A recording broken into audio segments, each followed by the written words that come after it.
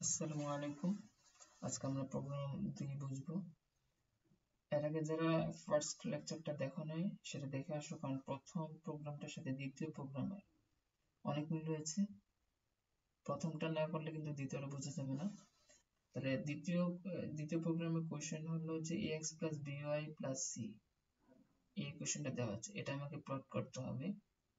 তারপর একটা পয়েন্ট নিতে হবে এই স্টেটমেন্টের উপর, সেটাকে থিটা ডিগ্রি অ্যাঙ্গেলে ঘড়ির কাঁটার বিপরীত দিকে রোটেট করতে হবে। তারপর সেই ইকুয়েশনটা আমাকে ফাইন্ড করতে হবে, সেই স্টেট লাইনের ইকুয়েশনটা। তাহলে ax plus by, এটা কেন লিখেছি? এই দুইটার মধ্যে পার্থক্য হলো কনস্ট্যান্ট টার্ম, মানে এই দুইটা প্যারালাল। এটা লেখার কারণ হলো এটার ডিরেকশন কোসাইন যেটা হবে, এটার ডিরেকশন কোসাইন একই হবে, কারণ পরস্পর প্যারালাল স্টেট লাইনগুলোর ডিরেকশন কোসাইন সবসময় সমান হয়। এবং ax plus by plus এটা কিভাবে পেয়েছি? এই স্টেট লাইনটাকে যেহেতু আমরা রোটেট করতেছি, তাহলে x এর জায়গায় বসাইতে হবে x cos theta minus y sin theta, আর y এর জায়গায় বসাইতে হবে y cos theta plus x sin theta. এটা যখন আমরা ইনপুট দিব তখন x এর কোএফিসিয়েন্ট, y এর কোএফিসিয়েন্ট এবং কনস্ট্যান্ট টার্ম পরিবর্তন হয়ে যাবে। তাহলে পরিবর্তিত হয়ে আমরা এটা পাচ্ছি, এর মানে এটা ধরে নিয়েছি, এটা কিন্তু নিউ স্টেটমেন্টটা রিপ্রেজেন্ট করে। তো এখান থেকে আমরা a ফাইন্ড আউট করতে হবে, b ফাইন্ড আউট করতে হবে এবং c। তাহলে এই c বের করার জন্য যদি x আর y জিরো ইনপুট দিই তাহলে আমরা c পাচ্ছি। আর a ফাইন্ড আউট করব কিভাবে? x এর মান 1 দিলে, ইনপুট দিলে, y এর মান যদি 0 দেই তাহলে a প্লাস c পাচ্ছি, সেখান থেকে c মাইনাস করলে আমরা a এর ভ্যালু পাচ্ছি। আর b এর ভ্যালু পাবো, x এর ভ্যালু 0 বসাবো আর y এর ভ্যালু 1 বসালে পাবো b প্লাস c, সেখানে c মাইনাস করলে b এর ভ্যালু পেয়ে যাব। এখানে if কন্ডিশনটা বুঝতে হবে। if a not equal to 0 হয় তাহলে আমাকে তার আগে এই y-টাকে আমাকে y1 ধরবো, এটাকে x1 ধরবো কোডিং এ, এটাকে y1 ধরবো, এটাকে x1 ধরবো। এই y1 টা হচ্ছে আর x1 টা হচ্ছে যেই পয়েন্টের সাপেক্ষে আমি রোটেট করব সেই পয়েন্টের ভুজ কোটি। তাহলে a not equal to 0 যদি হয় তাহলে এটা কিভাবে পাইছি? এই ইকুয়েশন থেকে ক্যালকুলেশন করে দেখবা এটা আসবে। এখানে x1 equal to, যেহেতু এটা লিখছি তাহলে y1 টা অবশ্যই আগে ইনপুট দিয়ে নিতে হবে। এই if শর্তের পর y1 equal to ইনপুট দেব, দেন x1 equal to এটা লিখবো। এই কন্ডিশনটা না মানলে আমরা else লিখবো, if দুইবার লেখা যাবে না, আমি জাস্ট বোঝার জন্য বলছি। if এই কন্ডিশনটা ফুলফিল করলে এটা হবে, না হলে else। as b not equal to 0 লেখা লাগবে না, else লেখা মানে এই কন্ডিশনটা না হলে বিপরীত যেটা থাকবে সেটা ফুলফিল করবে। তাহলে b not equal to 0 হইলে x1 আমাকে ইনপুট দিতে হবে আর y1 এর মান আমরা পেয়ে যাব। এখন যদি আমরা কোডিং এ ফিরে যাই, দেখবো a মানে হচ্ছে x এর কোএফিসিয়েন্ট, b y এর কোএফিসিয়েন্ট, c হলো কনস্ট্যান্ট টার্ম যে ইকুয়েশনে দেওয়া আছে সেটা, আর l ইকুয়েশনের ডিরেকশন কোসাইন, m ইকুয়েশনের ডিরেকশন কোসাইন। যারা ফার্স্ট লেকচারটা দেখো নাই দেখে আসো, কারণ না দেখলে এটা এই ডিরেকশন কোসাইন এগুলো কিন্তু বোঝা যাবে না। টিটাও বোঝানো হয়েছে, থিটা হলো রোটেশন অ্যাঙ্গেল, কত ডিগ্রি অ্যাঙ্গেলে আমি ঘোরাতে চাচ্ছি, এটা অবশ্যই ইনপুটটা রেডিয়ানে দিতে হবে। তারপর if কন্ডিশনটা ইউজ করব, if a not equal to 0 হলে y1 ইনপুট দিতে হবে, x1 এর মান পাবো। আর else মানে এই যে b not equal to 0 হবে, এটা লেখা লাগবে না। else মানে এই কন্ডিশন ফুলফিল না করলে বিপরীত যেটা থাকবে সেটা ফুলফিল করবে। তাহলে x1 এর মান ইনপুট দিতে হবে, y1 এর মান আমরা পেয়ে যাব। তারপরে and ইউজ করব, যেহেতু if টা ক্লোজ করতে হবে। তাহলে x equal to lt, y equal to mt, এই দুটো লাইন বুঝতে হবে। এখানে এই দুইটা লাইন বোঝাচ্ছে যে যেই স্টেটমেন্ট আমার দেওয়া আছে কনস্ট্যান্ট টার্ম সহ, এই স্টেটমেন্টটাকে আমি অরিজিনে নিয়ে আসছি। অরিজিনে নিয়ে আসার পর সেই স্টেটমেন্টটা যখন অরিজিন দিয়ে পাস হবে, তখন এটার ইকুয়েশন কি হবে? সেইটাই হলো এই দুইটা রিপ্রেজেন্ট করবে। এটা কিভাবে আসছে? সিমেট্রিক ফর্ম থেকে x by l equal to y by m equal to t ধরছি, তাহলে এটা পাইলাম। তাহলে আমরা প্লট করব, plot x plus x1 y plus y1, যেহেতু এই ভুজ এবং কুটিগুলাকে কি x1 y1 বিন্দুতে শিফট করতে হবে না? শিফট না করলে কিন্তু আমি মূল যে স্টেটমেন্টটা দেওয়া আছে সেটা পাবো না, সেটা প্যারালাল পাবো কিন্তু মূল বিন্দু দিয়ে যাবে। কিন্তু আমাকে মূল বিন্দু দিয়ে যাওয়া দরকার না, আমাকে যাইতে হবে যে স্টেটমেন্টটা দেওয়া আছে সেটা, এক্স্যাক্টলি সেটাই পাইতে হবে। এই জন্য আমি x প্লাস x1 ধরেছি, y প্লাস y1। তারপর হোল্ড অন মানে প্লট করার পর এই গ্রাফটা কাটবে না, এটাকে স্থির রাখবে। পরবর্তী প্লটগুলা প্লটগুলাতে চলে যাবে, পরবর্তী প্লটগুলাতে। তারপরে হোল্ড অন প্লট, এটা x অ্যাক্সিস ড্র করছে, y অ্যাক্সিস ড্র করছে, then r equal to rotation matrix q equal to rotation matrix আর এই x y দ্বারা গঠিত ম্যাট্রিক্সের গুণফল রিপ্রেজেন্ট করতেছে q। q কিন্তু একটা ম্যাট্রিক্স, এই ম্যাট্রিক্সের প্রথম সারি, কিউ ম্যাট্রিক্সের প্রথম সারিটা রিপ্রেজেন্ট করবে। রোটেট করার পর যে স্টেটমেন্টটা পাচ্ছি সেই স্টেটমেন্টটা কিন্তু মূল বিন্দু দিয়ে পাস হবে। মূল বিন্দু দিয়ে পাস গমনকারী সেই স্টেটমেন্টের ভুজগুলা রিপ্রেজেন্ট করবে এই কিউ ম্যাট্রিক্সের প্রথম সারির এলিমেন্টগুলো, আর কিউ ম্যাট্রিক্সের দ্বিতীয় সারির এলিমেন্টগুলা মূল বিন্দু দিয়ে গমনকারী রোটেটেড স্টেট লাইনের কুটিগুলো রিপ্রেজেন্ট করবে। এটা হলো কিউ। এরপরে প্লট, এটার দ্বারা এটা আগে যদি আমি একটু ভালো করে বুঝাই,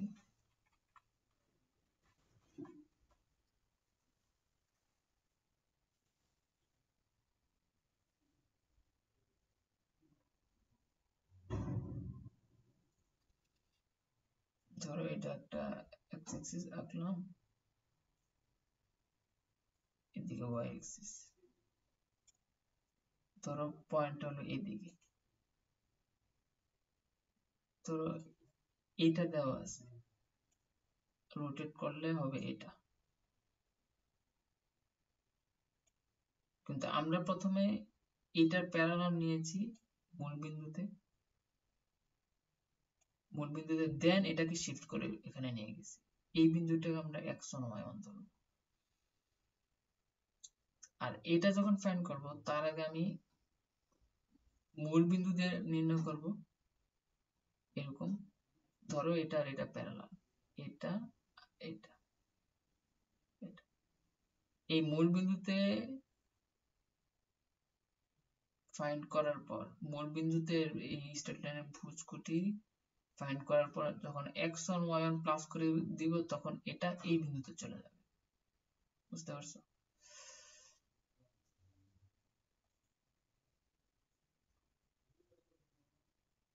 এখানে কিন্তু এটাই করছি প্লট। Q1 এটার দ্বারা কি বোঝায় এটা কিন্তু প্রথম লেকচারে বলা হয়েছে। তাহলে Q1 এটা দ্বারা বোঝাচ্ছে Q1 ম্যাট্রিক্সের প্রথম সারির সবগুলা এলিমেন্ট প্লাস x1, মানে প্রত্যেকটা এলিমেন্টের সাথে আমরা x1 যোগ করতেছি, কারণ রোটেট করার পর স্ট্রেট লাইনের ভুজগুলা পাইছি কিন্তু এটা মূল বিন্দুতে যায়, ভুজ কুটিগুলা সমন্বয়ে গঠিত পয়েন্টগুলা মূল বিন্দু দিয়ে যায়। তাহলে এগুলো অবশ্যই x1 y1 বিন্দুতে শিফট করতে হবে। তাহলে আমরা আলটিমেটলি এটা পাচ্ছি, রোটেট করার পর যে স্টেটমেন্টটা সেই স্টেটমেন্টটা এটা দ্বারা প্লট করা বোঝাচ্ছে, রোটেটেড স্ট্রেট লাইনের প্লটিং বোঝাচ্ছে এটা। দেন sy ms বড়হাতের xy, যেহেতু বড়হাতের xy দিয়ে আমরা ভেরিয়েবল ডিফাইন করব, এই জন্য আমরা বড়হাতের XY ধরেছি। যদি এখানে ইউভি ধরি তাহলে প্রত্যেকটা ভেরিয়েবল ইউভি দ্বারা প্রকাশ করতে হবে। তাহলে z ইকুয়াল টু যেই ইকুয়েশন দেওয়া আছে সেটা লিখলাম। আগে আবারও বলতেছি, ফার্স্ট লেকচারের সাথে এটা কিন্তু সম্পর্ক আছে। ফার্স্ট লেকচার না বুঝলে এই লাইনগুলো কিন্তু বোঝা যাবে না। তাহলে এই জেড কিন্তু মূলত দরকার নেই আমার, এই লাইনটা না লিখলেও হবে। জেড ওয়ানটা কিভাবে আসছে, এই কনস্ট্যান্ট টার্মটা বাদ দিয়ে আমরা বাকিগুলো লিখছি। কারণ মূল বিন্দু দিয়ে গমনকারী যদি স্ট্রেট লাইন আমরা পাই তাহলে সেটাকে শিফট করে দিলে হয়ে যাবে। শিফট করে দিলে ইকুয়েশন আমরা ফাইন্ড আউট করতে পারবো। তাহলে Q1টা কি, Q1 equal to R prime star. R প্রাইমটা আসলে হলো কিভাবে আসছে, আর আর হলো একটা অর্থগোনাল ম্যাট্রিক্স। অর্থগোনাল ম্যাট্রিক্স কি, যদি কোনো ম্যাট্রিক্সের সিমেট্রিক ফর্ম এবং ওই মূল ম্যাট্রিক্সটা যদি আমি গুণ করে যদি আইডেন্টিটি ম্যাট্রিক্স পাই তাহলে সেটাকে অর্থগোনাল ম্যাট্রিক্স বলে। তাহলে আর আর আর প্রাইম যদি আমি গুণ করি তাহলে আইডেন্টিটি ম্যাট্রিক্স পাচ্ছি। তাহলে এই আর প্রাইমের সাথে অর্থগোনাল ম্যাট্রিক্স হওয়ার কারণে আমি আর প্রাইম লিখতে পারতেছি। ইকুয়েশন ফাইন্ড আউট করার ক্ষেত্রে আর প্রাইম ইউজ করব, মানে এটা আর এর সিমেট্রিক ফর্মটা ইউজ করব। দেন এটার সাথে আমি এক্স ওয়াই এই ম্যাট্রিক্সটা মাল্টিপ্লাই করব। মাল্টিপ্লাই করলে আমি Q1 বিশিষ্ট একটা ম্যাট্রিক্স পাচ্ছি, যেই ম্যাট্রিক্সের প্রথম সারিগুলা আর দ্বিতীয় সারিগুলা কি রিপ্রেজেন্ট করবে, প্রথম সারি এলিমেন্টগুলা রিপ্রেজেন্ট করবে যে মূল বিন্দু দিয়ে গমনকারী স্ট্রেট লাইনের ভুজকলা। এটা কিন্তু রোটেটেড স্ট্রেট লাইনের কথা বলতেছি। আর দ্বিতীয় সারির এলিমেন্টগুলো রিপ্রেজেন্ট করবে মূল বিন্দু দিয়ে গমনকারী স্ট্রেট লাইনের কুটিগুলা। তাহলে Q1 ম্যাট্রিক্সটা পেলাম। তাহলে Z2 হলো গিয়া মূল বিন্দু দিয়ে গমনকারী স্ট্রেট লাইনের ইকুয়েশন। Z2 দ্বারা কি বোঝাচ্ছে আবার বোঝাচ্ছি, Z2 এখানে Z2 আর Z3,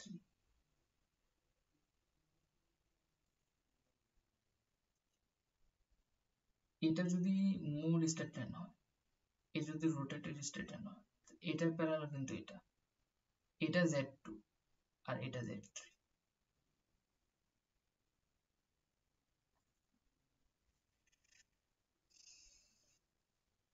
তাহলে আমরা Z2 টা ফাইন্ড আউট করব।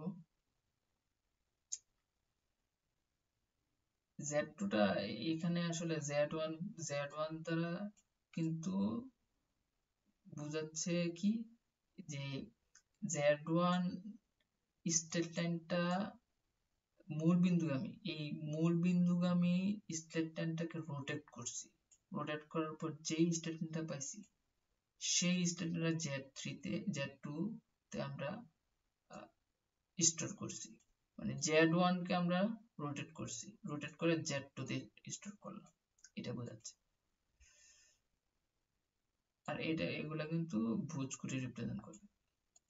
আর Z3 টা কি, যেহেতু Z2 টা আমরা পাই গেছি তাহলে Z2 টাকে শিফট করে দিলে Z3 মানে হলো ওই রোটেটেড স্ট্রেট লাইনটা ইকুয়েশন। রোটেটেড স্ট্রেট লাইনের ইকুয়েশন কিন্তু মূল বিন্দুতে যায়, সেটা হলো Z2। আর রোটেটেড স্ট্রেট লাইন কিন্তু মূল বিন্দু দিয়ে না, যেটা মূলত রোটেট হয়েছে সেই প্রকৃত স্ট্রেট লাইনটা হলো Z3। আবারও দেখাচ্ছি, এটা হলো Z2 আর এটা হলো Z3।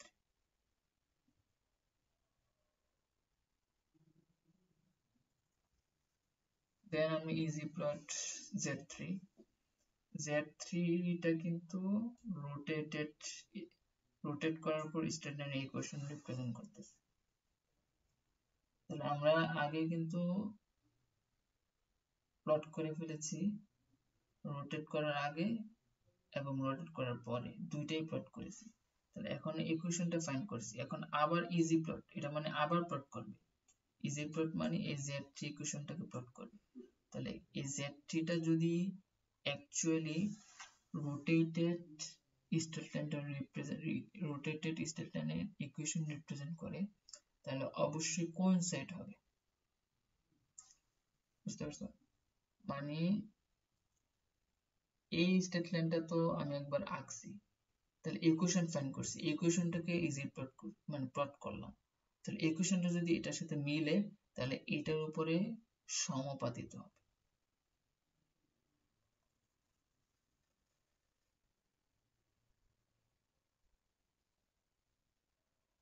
Easy plot z3 plot x1 y1 ও x1 y1 মূলত ওই যে পয়েন্টের সাপেক্ষে আমরা রোটেট করতেছি সেটা প্লট করা হয়েছে পয়েন্টটা।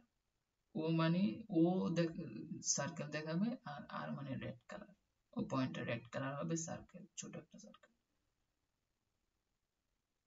C1 কিন্তু আমি একটু আগে দেখিয়েছিলাম, প্রথমে দেখিয়েছিলাম। এই তো আমি এটাকে C1 ধরেছি, এটা B1 ধরেছি, এটা E1 ধরেছি। তাহলে C1 এই x এর ভ্যালু y এর ভ্যালু 0 0 বসালে C1 পাচ্ছি, x এর ভ্যালু 1 0 এবার মাইনাস C1 করলে A1 পাচ্ছি, B1 পাচ্ছি। তাহলে A equal to DOUBLE ব্র্যাকেটে A1, এটা কেন? কারণ A1 এর ভ্যালু √2 হইতে পারে, √3 হইতে পারে, কিন্তু দশমিকে আসবে না। এই জন্য দশমিকে নেওয়ার জন্য এটা আমি ইউজ করি। বুঝতে পারছেন? যদি কথা A1 এর ভ্যালু √2 হয়, তাহলে A এর ভ্যালু হবে 1.4, মেবি 1.4 হবে যদি আমি ভুল না করি। তাহলে A1 এর ভ্যালু √2 হলে এইটা ইউজ করার জন্য এখানে A তে ইনপুট, A তে জমা থাকবে 1.4, একইভাবে B C, দেন আমি এক printf মানে the equation of the straight line in new position, নতুন অবস্থায় রোটেট করার পর স্ট্রেট লাইনের ইকুয়েশনটা কি হবে সেটা এই স্ল্যাশ n দ্বারা বোঝাচ্ছে। এই লেখাটার পর এর নিচে শো করবে স্ট্রেট লাইনটা। %.2f মানে ফ্লট বা ফ্র্যাকশন থাকবে, মানে .2f এরা দ্বারা বোঝাচ্ছে যে পয়েন্টের পর দুইটা ঘর নিবে। এটা দ্বারা x এর কোএফিসিয়েন্ট বোঝাচ্ছে। দেন x, আবার এখান থেকে এতটুকু y এর কোএফিসিয়েন্ট বোঝাচ্ছে, দেন y, দেন আবার কনস্ট্যান্ট টার্মটা, আর a b, এটা তীর চিহ্ন এটা পিডিএফ অটোমেটিকলি আসছে, এটা দেওয়া লাগবে না। a b এরপর কমা দিবা, এরপর এই জায়গায় লাগবে c, এখানে নিচে চলে আসছে পিডিএফ এর কারণে। তারপরে এক্সিস ইকুয়াল